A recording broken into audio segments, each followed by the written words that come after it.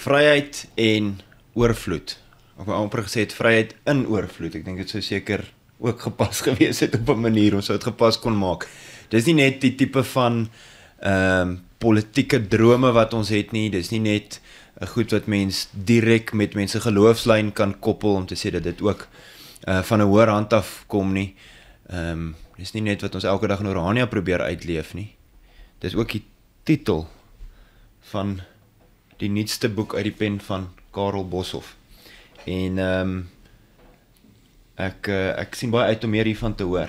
Nie net omdat dit, soos ek sê, 'n wesenlike tema is in ons politieke denke, in ons staatskundige denke, in ons Orania denke, in ons vryheidsdenke nie, maar ook omdat dit 'n stukkie werk is wat in Orania, ek glo daarom baie naby aan meestal of volledig in Orania geskryf is.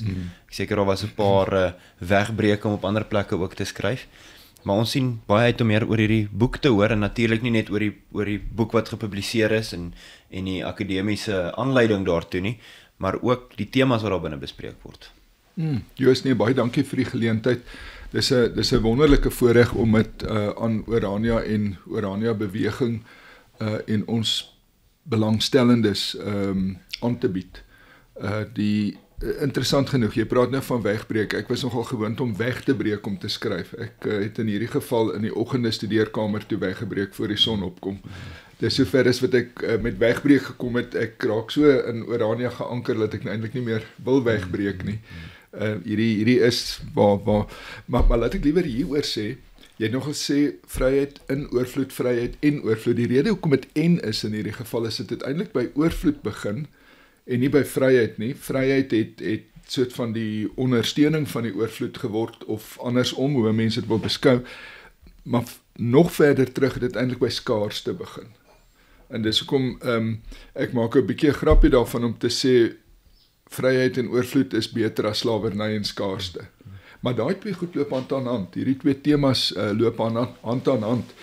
En die hele gedagte het begin, ek het later teruggekyk omtrent in 2007, het ek 'n boek in die hande gekry waarna ek van Dani Goosen 'n aanbeveling gekry het Ryk van die Skaarste van Hans Agterhuis. Hy's 'n beroemde Nederlandse denker en hy het hier aan die einde van die vorige eeu die boek geskryf, Die Ryk van die Skaarste.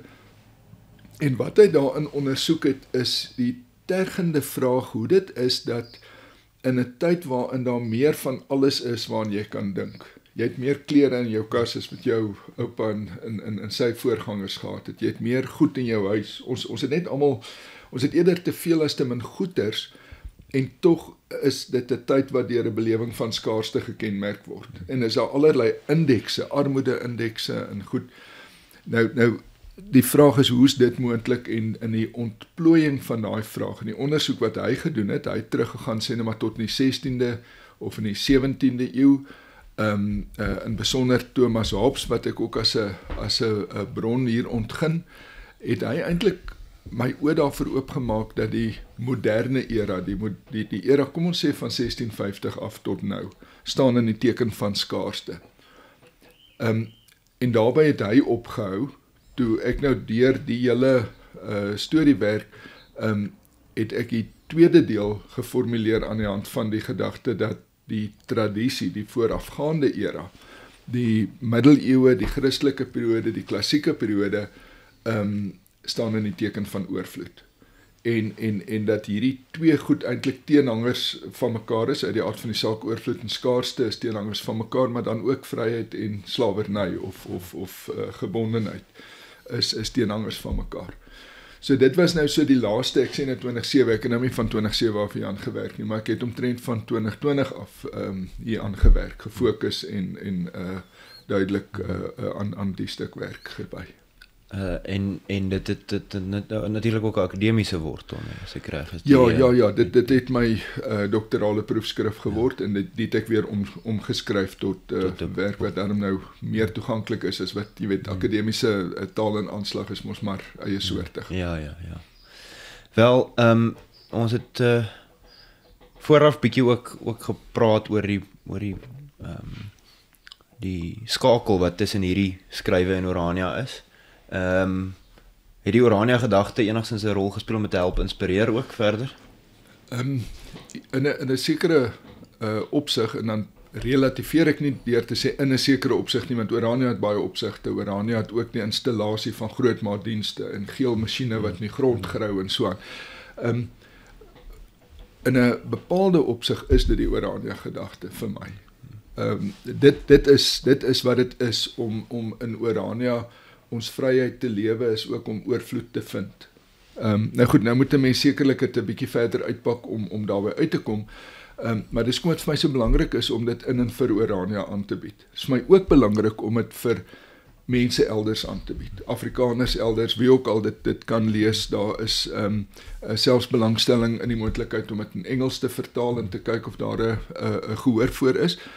Want dit spreek tot algemene temas, anders as wat ek tot dusver met verder as vryheid of met gemeenskap en saamhang gedoen het, tuiskoms en saamhang, is dit nie spesifiek gefokuste Orania werk nie, maar dit is dis die onderliggende fundamente waarop die Orania gedagte gebou is, sover dit my insig aangaan.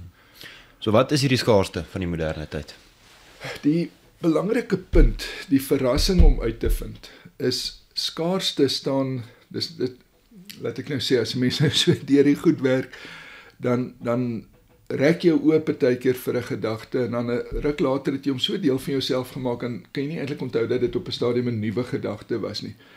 Maar iets wat vir my 'n besondere nuwe gedagte was, totdat dit deel van my mondering geword het, is die volgende. Skaarste is nie 'n funksie van beskikbaarheid nie. 'n Mens sou dink, skaars goedere is goedere wat onbeskikbaar is, en omdat dit onbeskikbaar is dit skaars, is dit gesog en is dit skaars. Nou goed, daar's 'n logika daarin. Maar skaarste is eerder 'n funksie van begeerte. Met ander woorde, dat daar nie vir almal alles is waarna hulle hoegenaamd kan dink om te hê en te veel daarvan is 'n gegewe.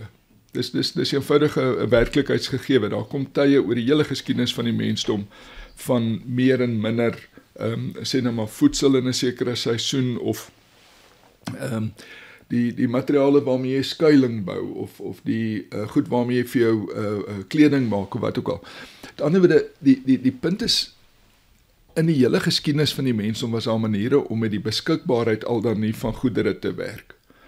Maar die moderne era onderskei hom daarin dat hy begeerte aanvuur. Dat daar 'n hele bemarkingsindustrie is wat ons almal voortdurend aanvuur om meer en meer te begeer, selfs van dinge waarvan ons nie eens geweet het nie. Nou, met ander woorde, as skaarste 'n funksie van begeerte is, en begeerte is 'n hartstog wat aangewakker kan word aan die een kant, of beteël kan word aan die ander kant. Dan is dit nou duidelik dat die hantering van skaarste deur die beteëling, met ander woorde teels opsit en rigting gee, soos wat jy 'n perd wat 100 maal sterker as jy is in 'n rigting kan stuur, met teels kan jy jou begeerte in 'n rigting stuur as dit beteelde begeerte is. Daarin lê die moontlikheid nie van skaarste nie, maar van oorvloed opgesluit. Nou, waarvan is oorvloed dan 'n funksie? As skaarste 'n funksie van begeerte is, dan is oorvloed 'n funksie van dankbaarheid. En daar's niks wat jou verhoed om dankbaar te wees vir wat jy ontvang nie, ook as dit min is. Ons voormense, ons nou kyk na die groot trek of die boerderepublieke of die vroeë verstedelikingsTydperk en die tyd van die arm blanke vraagstuk en so aan, het nog altyd iets gehad om voor dankbaar te wees en het nog altyd in 'n gees van dankbaarheid gelewe. God se skepping is 'n geskenk wat daar is vir almal om voor dankbaar te wees. En as die gees en inslag die van dankbaarheid is, dan kom die ervaring van oorvloed eintlik van self. Soms met minder middele as die ondankbare, die begeerende, die skaarste ervarende mens. So die twee goed word so 'n bietjie teen mekaar afgespeel om die weg te vind tot waar ons in 'n wêreld wat inderdaad soms deur tekorte gekenmerk word, en nogtans in dankbaarheid te kan ontvang wat ons het, en dan interessant genoeg te lewe. Daar's twee maniere waaraan 'n mens kan sien dat jy meer as genoeg het. Die een is in feestelikheid. As mense feesvier, dan deel jy vrylik. Dan sê jy, kom sit aan, hier's meer as wat ek hoef te eet. Ek kan dit met jou en met almal om die tafel deur. Hier's meer as wat ek hoef te drink en te geniet en te gesels. Jy weet, daai feestelike gees is 'n gees van oorvloed. Daar's meer as. Nog 'n interessante voorbeeld, en is oral rondom ons is net nie gewoond om dit raak te sien nie, is die van offervaardigheid. Mense maak opofferings om hulle kinders byvoorbeeld te laat studeer. Nie omdat hulle 'n sommetjie gemaak het en gesê die R100 wat ek nou bestee of die R100.000 wat ek nou bestee gaan vir my so of so opbrengs gee nie. Maar omdat jy 'n eenvoudige, betere, goeie toekoms wil oopsluit by wyse daarvan.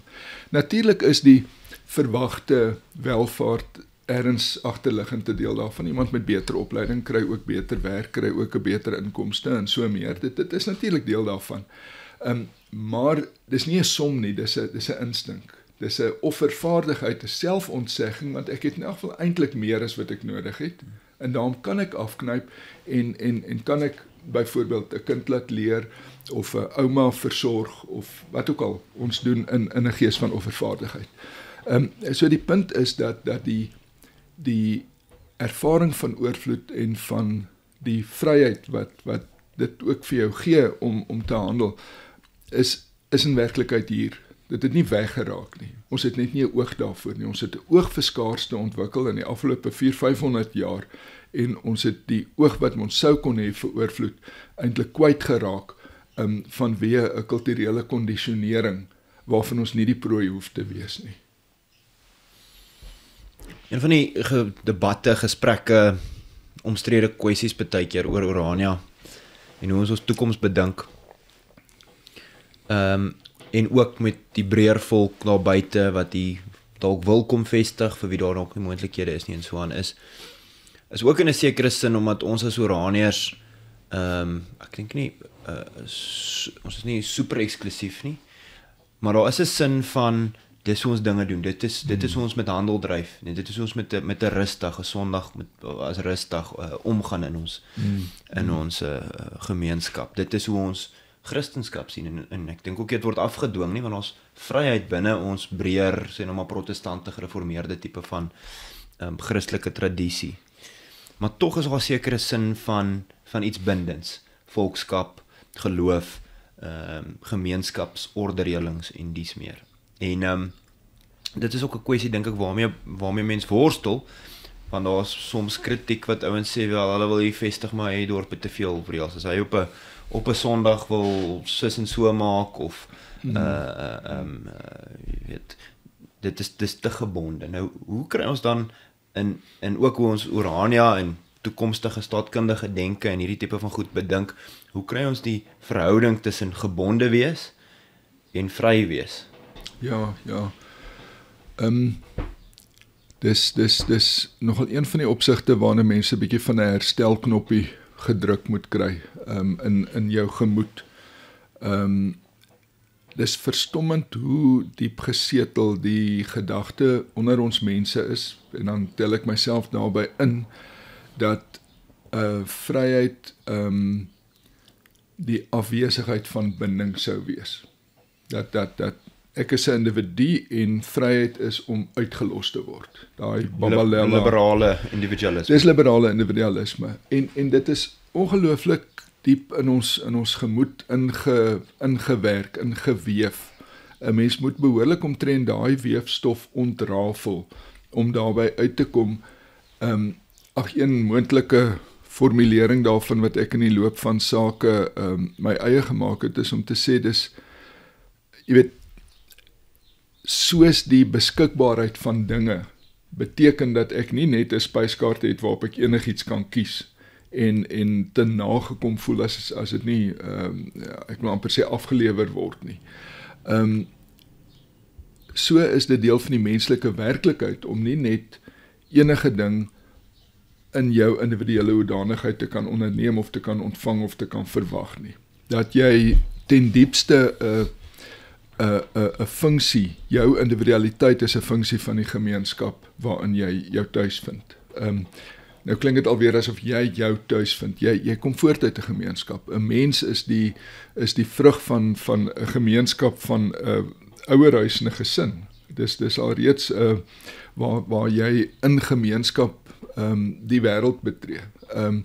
Die taalgemeenskap waarin jy behoort, gee vir jou die vermoë om jouself te vind in die wêreld en uit te druk. Die orde, die regsgemeenskap, om dit so te stel, is dalk waarin jy die feit te doen het dat jy 18 jaar oud geword het en nie al voor die tyd in bendegeweld dood is nie. Die geloofsgemeenskap gee vir jou 'n plek in die orde van dinge.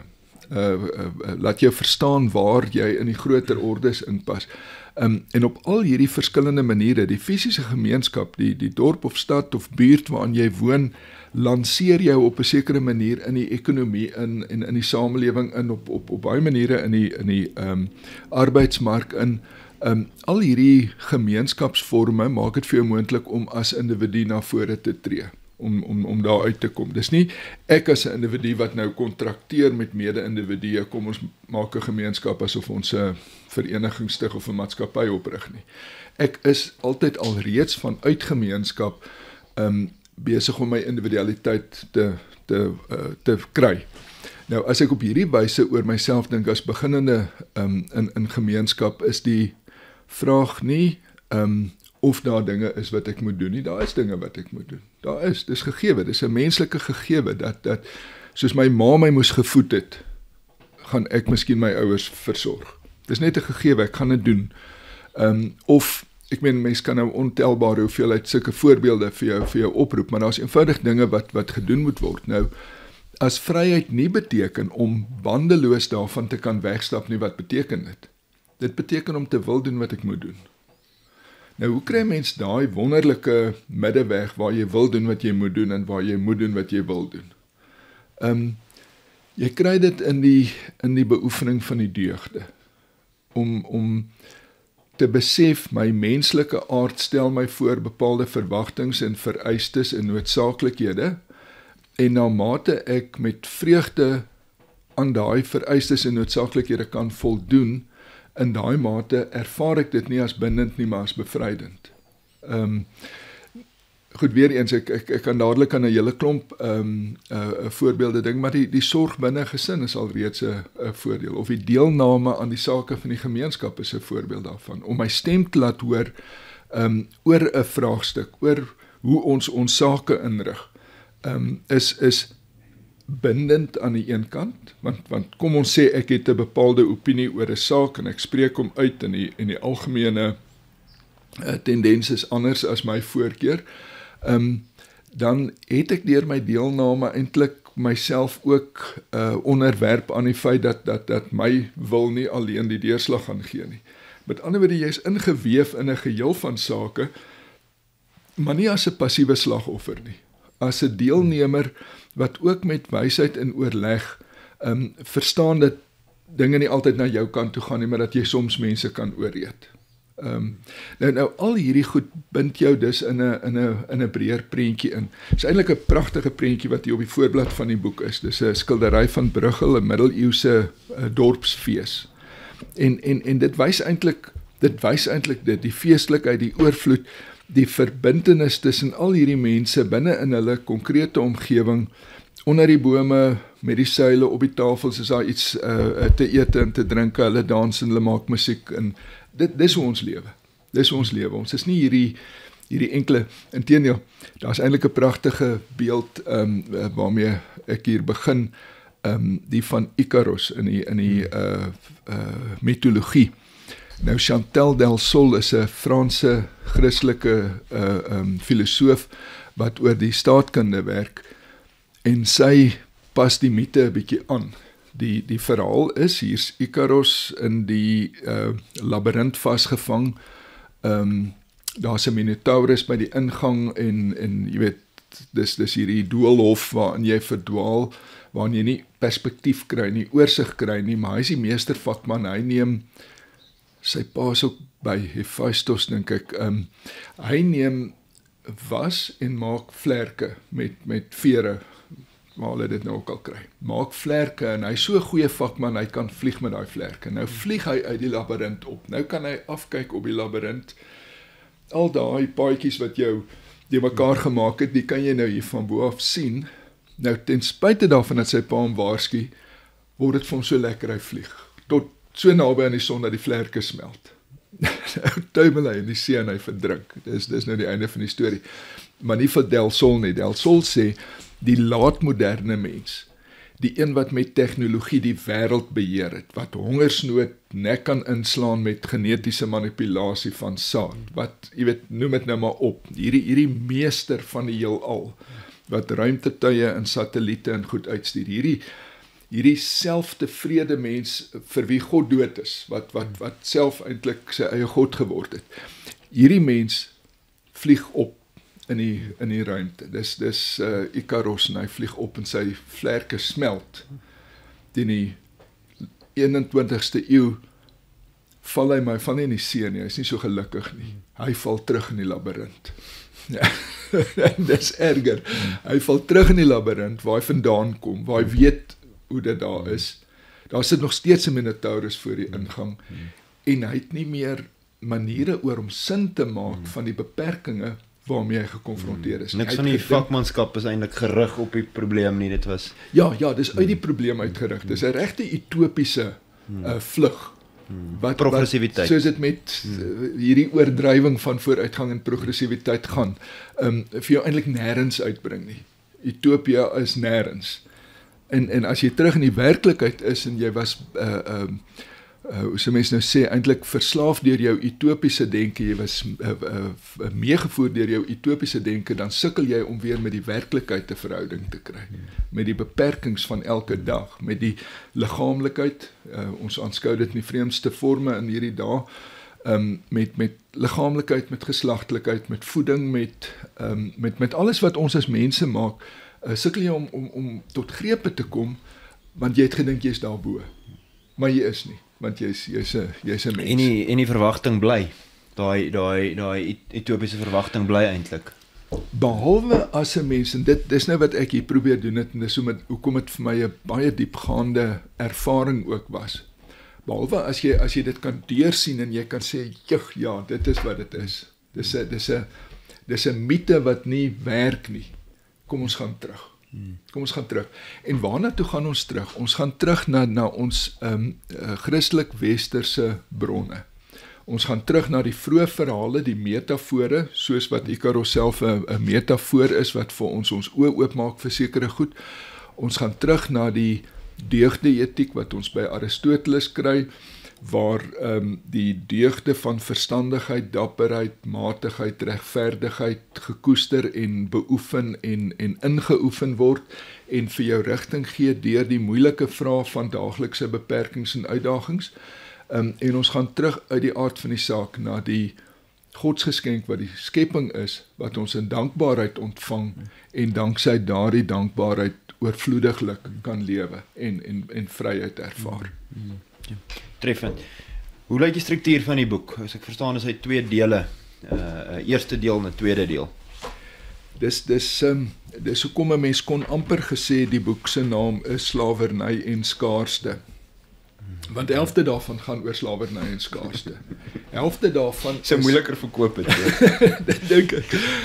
Maar dit is uiteindelik ook nie die einde van die storie nie. Daar's 2 boeke wat met die skaarste tema werk wat ek raak geloop het. Die een het ek nou genoem Hans Agterhuis en die ander outeur het ek vergeet. Ek het hom nou na die voltooiing hiervan raak geloop. Hy ontleed baie dieselfde moderne tendens, maar dit steek vas by die skaarste. Nou, die eerste deel is die werklikheidsbeskouing waarop skaarste gebou is. En dit sluit dan aan by ons heersende ekonomiese beskouing. Ons ekonomie word deur skaarste en skaarsheidservaring en die bemarking daarvan gedryf. Dit sluit aan by die sosiale struktuur wat deur begeerte tot stand kom. Daar's 'n ongelooflike interessante stuk werk deur die skrywer René Girard gedoen, 'n Fransman wat onder meer ook die Christelike tradisie aan die orde stel, maar ook in die letterkunde van die moderniteit konsentreer en so meer. Dan het ek nou die ontplooiing soos wat Hans Agterhuis dit uiteensit nagevolg, die oerbron van Thomas Hobbes, die Leviathan, een van die boeke waarvan 'n mens meer hoor as wat jy self met hom te doen kry. Ek het hom deeglik deurgewerk en daarvan 'n opsomming gemaak en dan daarby gekom in die 6de hoofstuk dat die moderne staat soos wat ons hom te meer leer ken het in die laatmoderniteit eintlik die draer van skaarste is. Die institusionele huis van skaarste. Nou die tweede deel wat handel oor die oorvloedige lewe is punt vir punt eintlik 'n antwoord. Waar die eerste ene ingaan op Ikaros, op die verlore seun en die laatmoderne onbehaag, is hoofstuk 7 dan, oorvloed, feestelikheid, vreugde, selfprysgawe. Waar hoofstuk 2 gaan oor die vestiging en verspreiding van skaarste, gaan hoofstuk 8 oor die menslike toestand aan die hand van die tradisionele denke. Met ander woorde, as die moderne denke skaarste vestig, wat doen die tradisionele denke? Dit werk ook met gebrek, maar dit werk met gebrek binne die raamwerk van oorvloed. Die derde hoofstuk ontleed die, sal ek nou maar sê, sosiale struktuur aan die hand van René Girard, wat begeerte ontgin. Die 9de hoofstuk werk met Alistair MacIntyre, wat die deugde etiek ontvang. Dis 'n heeltemal 'n ander soortige sosiale raamwerk, maatskaplike raamwerk. Waar hoofstuk 4 dan werk met die skaarste idee van Hans Agterhuis, werk hoofstuk 10 met die denke van Karl Polanyi, wat so 'n argeologies-ekonomiese ondersoek doen, en 'n hele ander oorsig oor die verspreiding van goedere en dienste kry, as wat ons sedert sê nou maar Adam Smith geleer ken het. Waar die oerteks van die moderniteit ten minste gedeeltelik, maar ek dink eintlik oorwegend in Thomas Hobbes se Leviathan lê. In hoofstuk 5 gaan ek dan in hoofstuk 11 in op Aristoteles se nikomagiese etiek as 'n tradisionele oerteks, waar hierdie deugde idee dan in te vinde is. En waar die 6de hoofstuk oor die staat as die draer van skaarste is, gaan hoofstuk 12 oor die huisvesting van die oorvloedige lewe in gemeenskap. Met ander woorde, in daai sin is dit amper 'n stapsgewyse teenstelling. Hier's 'n verloop en dan is hier 'n skadu verloop aan die ander kant. En soos jy nou sê, die nie net die blote verkoopbaarheid, maar die appel daarvan lê in die tweede deel, wat eintlik as 'n antwoord op die oorwigtige werklikheid, wat homself voortdurend elke dag op ons afdwing, dien. Die tweede deel druk eintlik terug en sê nee, hierdie moderne, hoogmoderne denkwyse kan kan verplaas word. Ons is nie die slagoffers daarvan nie, dit kan verplaas word met tradisionele denke, wat ons aan ons kulturele bronne, beskawingsbronne eintlik terugbring en in staat stel om ons lewe in die gees dan nou van vryheid en oorvloed tegemoet te gaan. Volgende vraag wat ek het, ons het nou al verwys na hierdie idee van vooruitgang, veral tegnologiese vooruitgang, die idee dat die menslike bewussyn amper vooruitgaan deur die verligting en die liberalisme en hierdie ou argumente wat ons almal ken.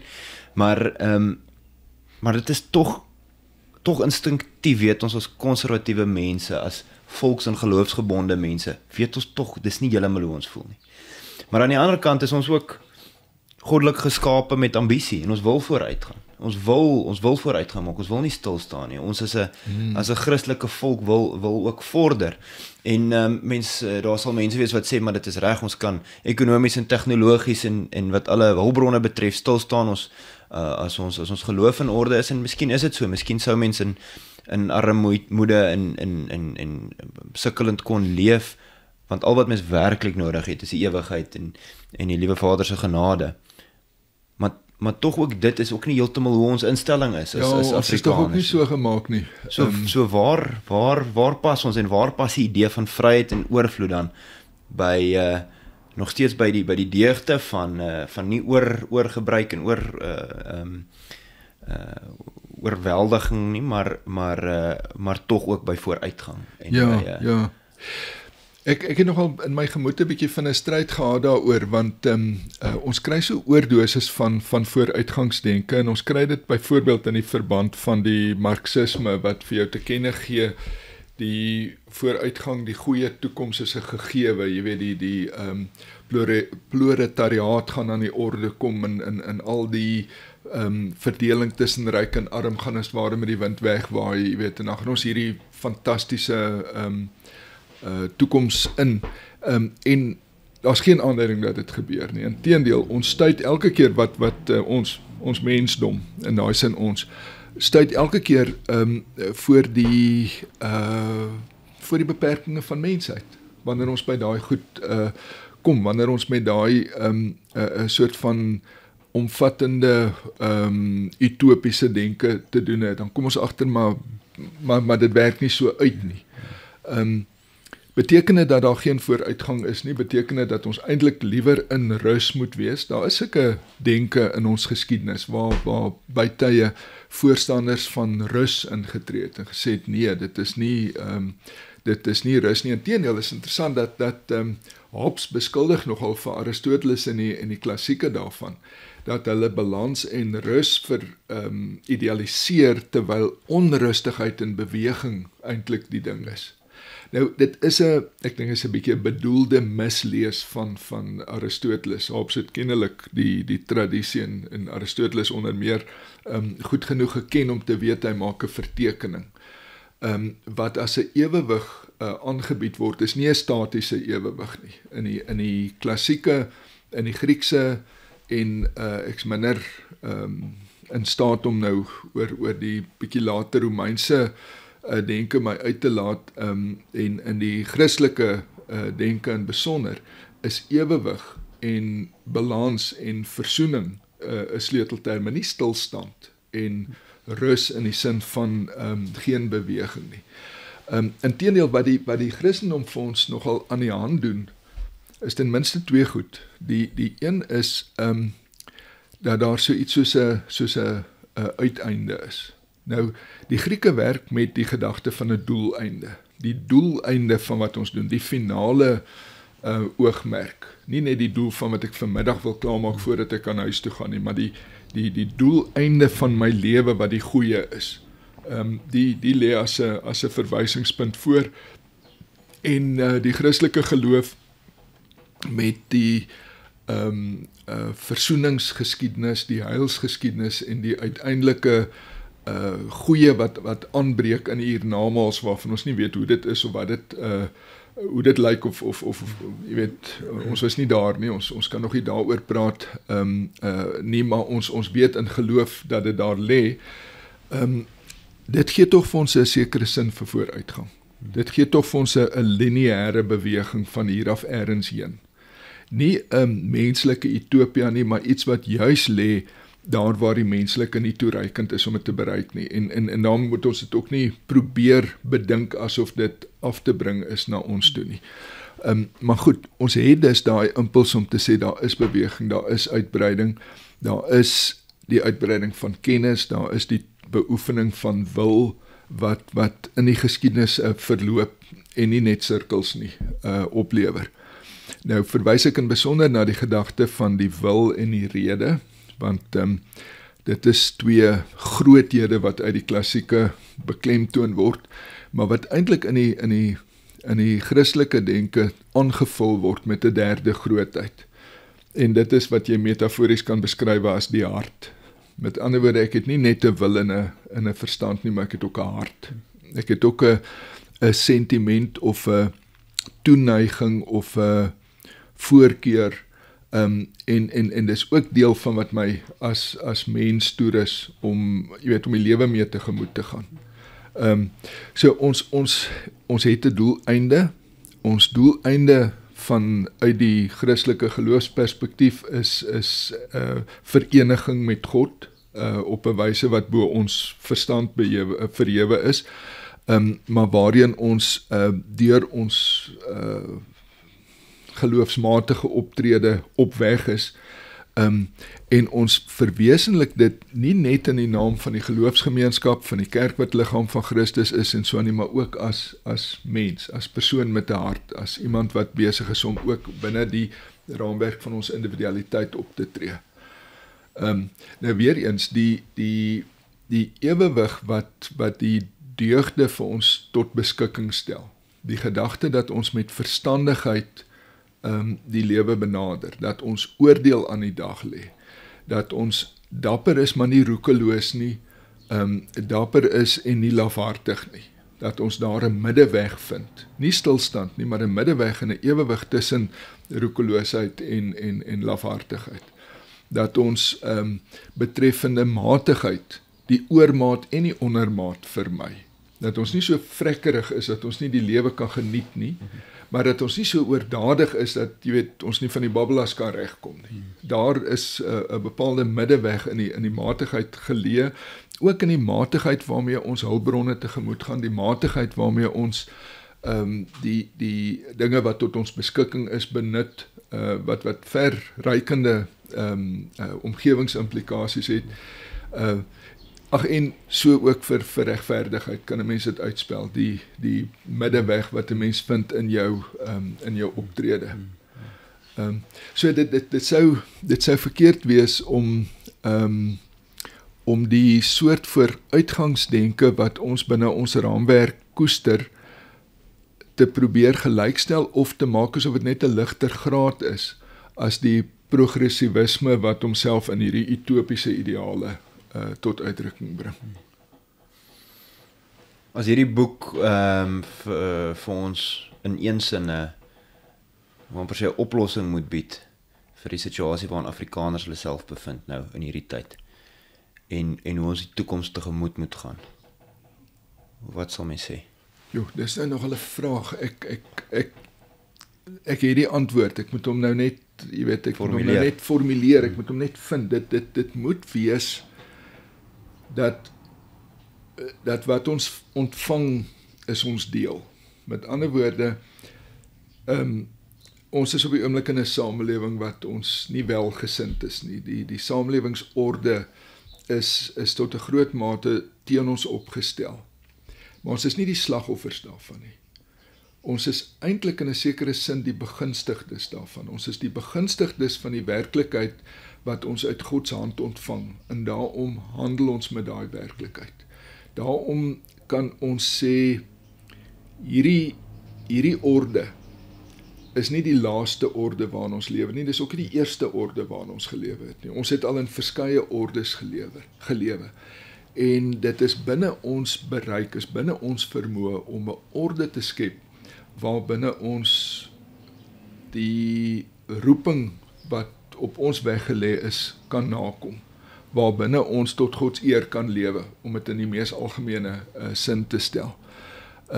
Met ander woorde, ook onder hierdie drukkende omstandighede, is daar oorvloedige rede om dankbaar te wees en om vry te handel.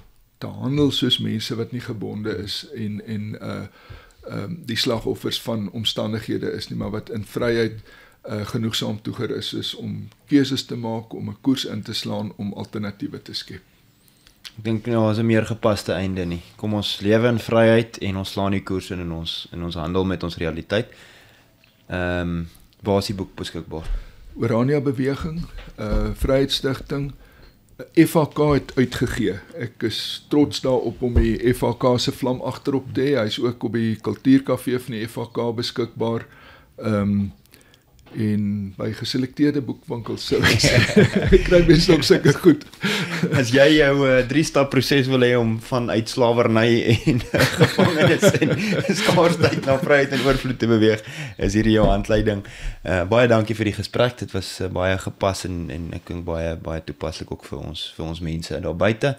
Ons hoop dat dit werklik 'n voetspoor sal laat ook nie net in die Afrikaanse literatuur nie, maar ook in ons volk se gees en denke. Baie dankie. As daar kykers en luisteraars is wat vir ons wil laat weet of hy aftrek gaan kry op Kindle deur Amazon, dan sal dit ons help om te weet of ons die besluit moet neem en of hulle dink daar's 'n Engelse mark. Ek dink daar's 'n Engelse mark. Goed so. Daar is my kommentaar ingedien. Dankie dat julle saam gekyk het. Laat weet ons asseblief ook van waar af julle kyk. Gesels met ons in die kommentaar afdeling en onthou om ook op ons YouTube in te teken, te subscribe en ook jou opduimpie vir die video te gee. Dit help ons weer dat meer mense ons program kan kyk. Baie dankie aan almal, dankie vir die gesels. Tot volgende keer. As hy